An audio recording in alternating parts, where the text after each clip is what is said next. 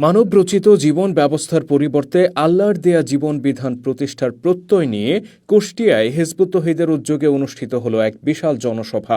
শুক্রবার বিপুল মানুষের অংশগ্রহণে এই জনসভার আয়োজন করা হয়।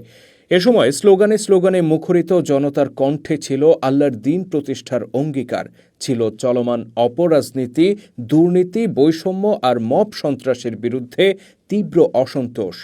অনুষ্ঠানে প্রধান অতিথি হিসেবে বক্তব্য রাখেন হিজবুত তৌহিদের ইমাম হুসাইন মোহাম্মদ সেলিম।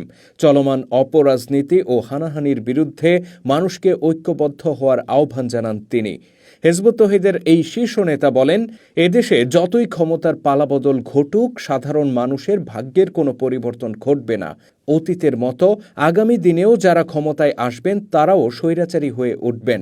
চলমান সিস্টেমই তাদেরকে স্বৈরাচারী করে তুলবে। হিজবুত তৌহিদের ইমাম বলেন, মানুষ এই পরিস্থিতি থেকে মুক্তি চায়, কিন্তু তাদের মুক্তির পথ রুদ্ধ করে রাখা হয়েছে। একটি জাতিবিনাশী ব্যবস্থার মধ্যে তাদেরকে আটকে রাখা হয়েছে। এই শিকল ভেঙে মানুষকে বেরিয়ে আসার আহ্বান জানান তিনি।